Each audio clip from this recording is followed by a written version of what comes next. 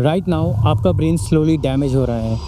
आप एक ऐसे हैबिट लूप में हो जिसकी वजह से आप अपने इंटेलिजेंस को खोते जा रहे हो। चलो एक छोटा सा थॉट एक्सपेरिमेंट करते हैं। सोचो रात के 12 बजे हैं। सोने से पहले आप इंस्टाग्राम स्क्रॉल कर रहे हो और आपको दिखता है एक फनी मीम, एक ट्रेंडिंग सॉन्ग का क्लिप, एक डांस वीडियो, एक मूवी का छोटा सा सीन, किसी एक्टर का इंटरव्यू, एक सॉन्ग, एक और फेस, एक और फनी जोक। और फिर आप रुकते हो। आप घड़ी में टाइम देखते हो, 1 बज रहे हैं।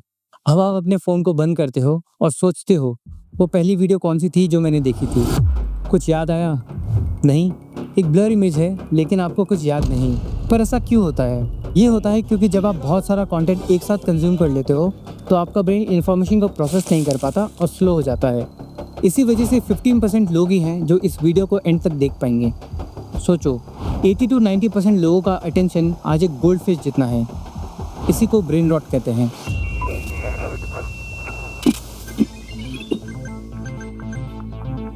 अगले 10 मिनट्स मेरे साथ रहो। मैं आपको दिखाता हूँ कि कैसे ये प्रॉब्लम आपके ब्रेन को रिवायर कर रहा है, आपका अटेंशन और फोकस छोटा कर रहा है और आपको स्लोली स्टूपिड बना रहा है। और सबसे इम्पोर्टेंट, इसका क्योर क्या है।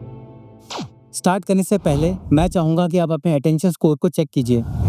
आपको बस स्क्रीन पर दिए गए इन सवालों को यस या नो में आंसर करना है। हर यस का 1 पॉइंट है। आप इस वीडियो को यहाँ पर पॉज कर सकते हो।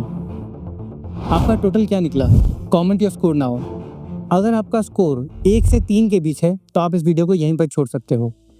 लेकिन अगर आपका स्कोर 4 से ऊपर है तो ये वीडियो आपके लिए बहुत ज़रूरी है। सबसे पहले तो मैं आपको बता दूं कि ब्रेन रॉट कोई मीम नहीं है।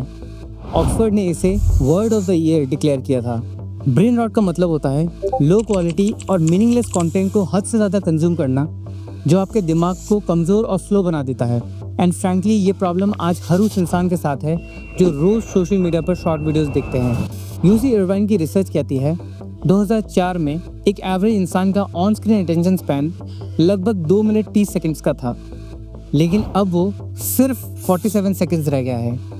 इसका मतलब है आपका ऑन स्क्रीन अटेंशन स्पैन पिछले 20 सालों में लगभग 70% ड्रॉप हुआ है।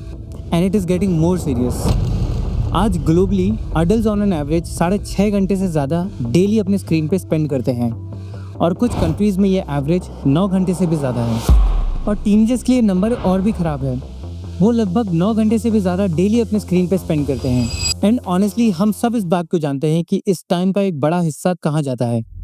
लो क्वालिटी बकवास पे, जो बेसिकली किसी डिजिटल जंक फूड के जैसा है। क्या आपने ये फील किया है कि आजकल फ़ोन्स के बिना ज़िंदगी इनकम्प्लीट लगती है? इवन जब हमें कोई नोटिफिकेशन नहीं आता तब भी हमारा हाथ ऑटोमेटिकली फ़ोन की तरफ चला जाता है। सच कहूँ, मैं ये वीडियो इसलिए बना रहा हूँ क्योंकि लेटली मुझे भी ये प्रॉब्लम फील हो रही है। पहले मैं बुक्स बहुत ईजिली पढ़ लेता था, लेकिन अब मुझे 10 पेजेस पढ़ना भी बहुत मुश्किल लगता है। एक मूवी कंप्लीट करने में कभी कभी मुझे 1-2 दिन लग जाते हैं। ऐसा लगता है जैसे हमारी सोचने की कैपेसिटी कम होती जा रही है। लेकिन सवाल यह है कि कुछ सिंपल वीडियोस हमारे ब्रेन को फिजिकली कैसे चेंज कर सकते हैं?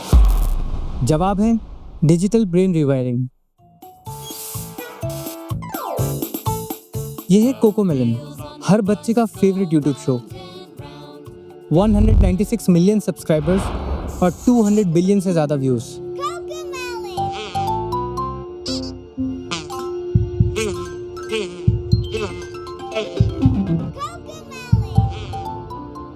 ये बच्चों का रिएक्शन है कोकोमेलन की आवाज़ सुनते ही।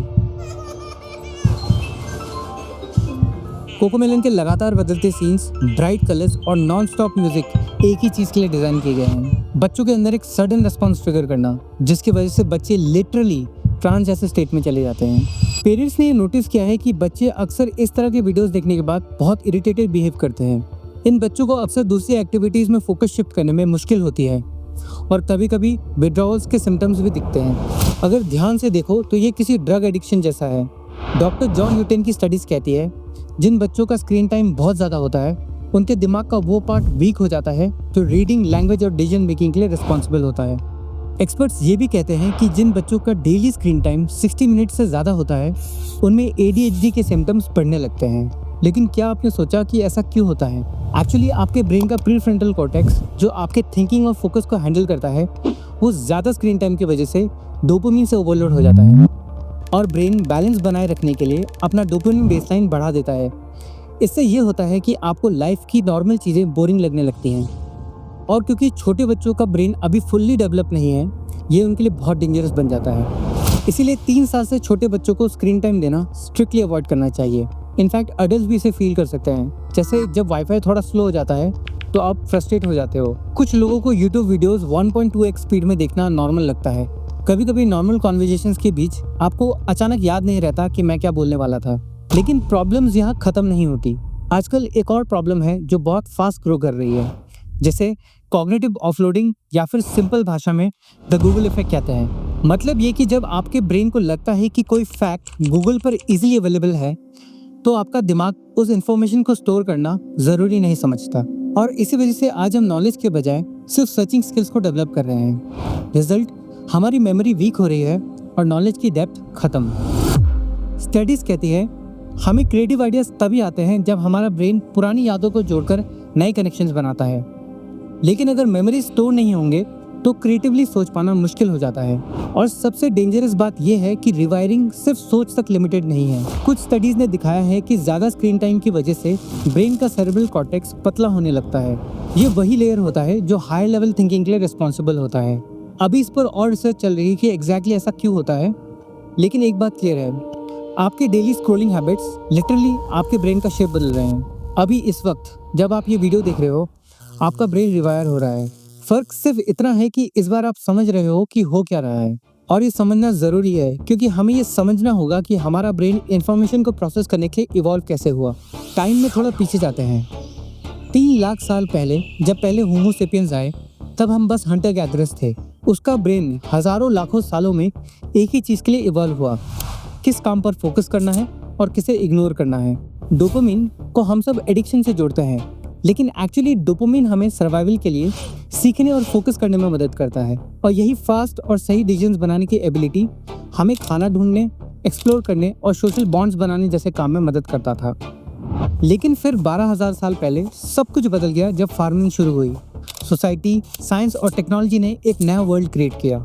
अगर हम 3 लाख साल की हिस्ट्री को 1 साल के टाइम फ्रेम में देखें तो 1 जनवरी को होमो सेपियंस आए, लेकिन फार्मिंग शुरू हुई 2 हफ्ते पहले, राइटिंग सिस्टम्स 5 दिन पहले, मॉडर्न साइंस 30 मिनट पहले आया और इंटरनेट और स्मार्टफोन्स बस 4 सेकंड पहले आए। मतलब इंटरनेट लिटरली अभी इन्वेंट हुआ है, लेकिन हमारे ब्रेन का डिजाइन अभी भी पुराना है। हमारे ब्रेन को सर्वाइवल सिग्नल्स और एक फनी कैट वीडियो में कोई फर्क नहीं दिखता।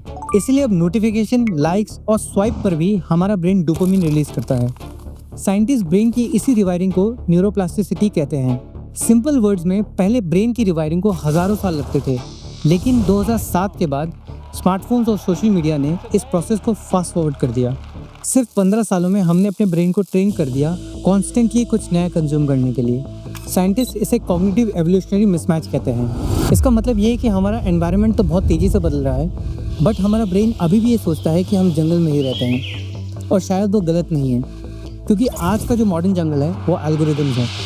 1964 में एक कैनेडियन थ्योरिस्ट मार्शल मैकलहन ने एक फेमस लाइन कही थी, the medium is the message. मतलब एक्चुअल इन्फॉर्मेशन से ज़्यादा कम्युनिकेशन का मीडियम सोसाइटी की थिंकिंग को शेप करता है। और आज के टाइम में ये बात बिल्कुल रेलेवेंट है। ये कोई नई बात नहीं कि आज social media short attention span को टारगेट करता है। Vertical videos, 15 second clips, trending hashtags, इन सब का बस एक ही गोल है, एंगेजमेंट। हम सब सोचते हैं वी आर इन कंट्रोल, लेकिन एक्चुअली एल्गोरिदम्स डिसाइड करते हैं कि हम सोचते कैसे हैं। कंटेंट क्रिएटर्स, जिसमें मैं भी शामिल हूँ, हम सब एल्गोरिदम्स के प्रेशर में बस एक ही चीज़ पर कम्पीट करते हैं कि कैसे आपका अटेंशन होल्ड किया जाए। इसलिए आजकल कुछ वीडियोस तो एक साथ 2 क्लिप्स प्ले करते हैं। हाँ, वही Subway surfer game play type videos, ताकि आपके शॉर्ट अटेंशन स्पैन को एक्सप्लॉइट किया जा सके।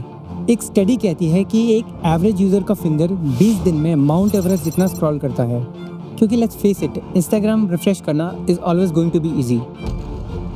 And that means that we need to sort of give you a little dopamine hit every once in a while. I mean, it's exactly the kind of thing that a hacker like myself would come up with, because you're exploiting a vulnerability in human psychology.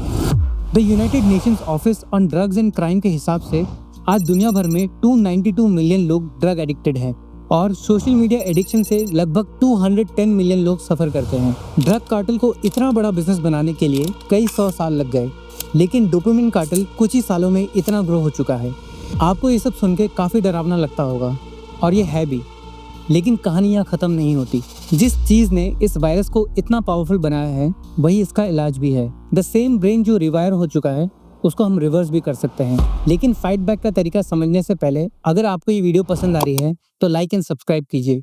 इससे algorithm को ये signal मिलता है कि आपको ऐसा content चाहिए जो आपको बेटर बनाता है।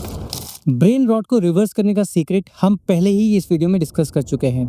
मैं बात कर रहा हूँ न्यूरोप्लास्टिसिटी की, जिसको हमने एवोल्यूशन ऑफ ब्रेन में कवर किया था। यही वो एबिलिटी है जिससे आपका दिमाग अपने कनेक्शंस को रिवायर करता रहता है, और इसी मैकेनिज्म को यूज करके आप अपने फोकस को दोबारा पा सकते हो। आगे मैं आपको वही सॉल्यूशंस बताऊंगा जो अभी तक मैं खुद ट्राई कर रहा हूँ और जो मेरे लिए अभी तक वर्क किया है। Admitting the problem. एक एवरेज आदमी पूरे दिन में अपने फ़ोन को 96 टाइम्स चेक करता है।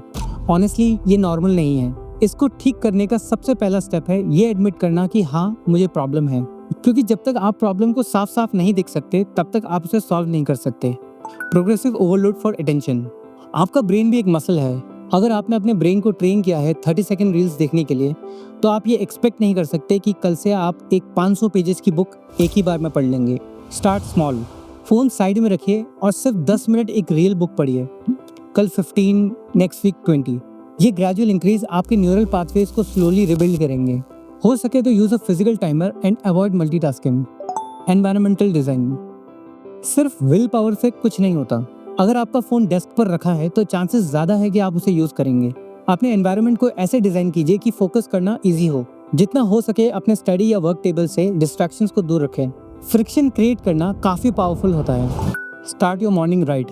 आपके दिन का पहला घंटा पूरे दिन के टोन को सेट करता है। अगर आप दिन की शुरुआत ही रील्स और शॉर्ट स्वाइप करके करते हो तो आप पूरे दिन उसी डोपामिन को चेस करते हो। इसके बजाय आप दिन की शुरुआत कीजिए लो स्टिमुलेटिंग एक्टिविटीज से, जैसे कि मेडिटेशन, बिना फ़ोन के वॉक पर जाना या कोई बुक पढ़ना।